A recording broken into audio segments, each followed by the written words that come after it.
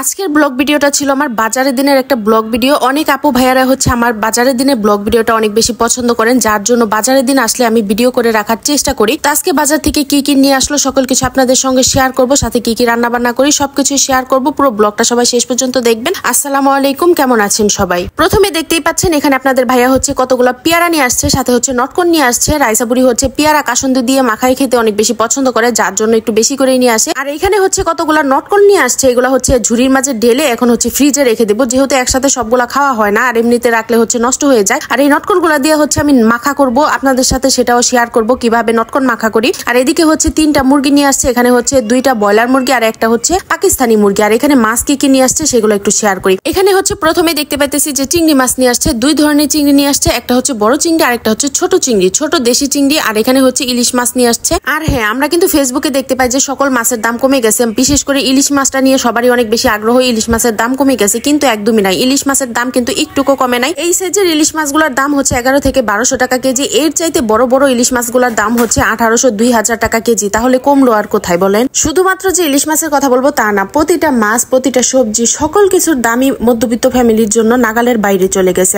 যাই হোক, ফেসবুকে এই সকল কিছুর দাম বাড়ছে এগুলা বলে এখন আর কোনো লাভও নাই। ফেসবুকে সকল জিনিসের দামই কমে, শুধুমাত্র বাস্তবে এগুলা কমে না। পেঁয়াজের দাম তো আকাশচুম্বী হয়ে গেছে। যাই হোক, এখানে আপনাদের ভাইয়া হচ্ছে আজকে কি কি মাছ নিয়ে আসছে সেগুলো বলি। 2 ধরনের চিংড়ি, ইলিশ, পাঁচমিশালো মাছ, তারপরে হচ্ছে বেলে মাছ নিয়ে আসছে আর মুরগি নিয়ে আসছে। তো এখানে হচ্ছে ইলিশ মাছগুলো আমি এমনিতে পোলটা করে রেখে দিছি, আর এদিকে হচ্ছে চিংড়ি মাছগুলো বক্স করে রেখে দিছি। আজকে শুধুমাত্র ছোট ছোট চিংড়িগুলা কেটে নিব, আর এদিকে যে বেলে মাছগুলো আর পাঁচমিশালো মাছগুলা কেটে নিব। পাঁচমিশালো মাছ হচ্ছে আমার অনেক বেশি পছন্দের। ট্যাংরা, পুঁটি, শোল, মানে সব ধরনের মাছ হচ্ছে মিক্স করা থাকে। বাইম, এগুলো হচ্ছে খেতে আমার কাছে অনেক বেশি ভালো লাগে, যার জন্য আজকে তাজা তাজা পাওয়ার পরে হচ্ছে আপনার ভাইয়া বাজার থেকে নিয়ে আসলো। একা একা আবার হচ্ছে অনেকটা সময় ধরে এই মাছগুলা কাটাটা কতটা যে কষ্টের একজন সিজারিয়ান মাই বলতে পারবে। যে সকল আপুদের সিজার করছে তারাই হয়তো বা বোঝে যে বসে থাকা কতটা কষ্টের। তো এই মাছগুলা কাটতে আমার অনেকটা বেশি টাইম লাগছে, আর কোমর ব্যথায় মানে আমি একদম সোজা হয়ে দাঁড়াইতে পারতেছি না। তারপরে মাছগুলা পরিষ্কার করা, আবার মুরগি তো আছে সেগুলা ছুলে পরিষ্কার করা। তো এখানে হচ্ছে পাকিস্তানি মুরগি, তো ব্রয়লার মুরগি সবগুলাই হচ্ছে আমার পছন্দ অনুযায়ী পিস করে কেটে ধুয়ে সবকিছু পরিষ্কার করে নিয়ে নিছি। এখন হচ্ছে সকল কিছু পোলটা বানিয়ে রেখে দিব। আর আজকে দুপুরের জন্য খুব একটা বেশি কিছু রান্না বান্না করবো না। এখানে শুধুমাত্র কয়েকটা চিংড়ি মাছ নিয়ে নিছি, চিংড়ি মাছ ভুনা করব। গতকালকে রান্না করা হচ্ছে গরুর মাংস রয়ে গেছে, কিছুটা পোলাও রয়ে গেছে। রাইসার পাপা দুজনেই হচ্ছে পোলাও, গরুর মাংস এগুলা খুব পছন্দ করে। তার জন্য হচ্ছে আজকে আমাকে বাজারের দিন থাকলেও হচ্ছে রান্না বান্না নিয়ে খুব একটা প্যারা নিতে হয় না। এখানে শুধুমাত্র কয়েকটা চিংড়ি মাছ নিয়ে নিছি, এগুলা হচ্ছে ওই যে ভুনা করব, যার জন্য চিংড়ি মাছ ভুনা আমার কাছে এমনিতে অনেক বেশি ভালো লাগে। ইলিশ মাছ, চিংড়ি মাছ এগুলো মাছ হচ্ছে আমি অনেক বেশি পছন্দ করি। আর রাইস কুকারে হচ্ছে ভাতটা বসাই দিছি। বাজারের দিন আসলে হচ্ছে আমার রান্না বান্না শেষ করতে করতে হচ্ছে দুপুর 3টার মতো বেজে যায়, আর খাওয়া দাওয়া করতে করতে হচ্ছে বিকেল 4টা বেজে যায়। যাই হোক, আজকে হচ্ছে রান্না বান্না করতে খুব একটা টাইম লাগে নাই, যেহেতু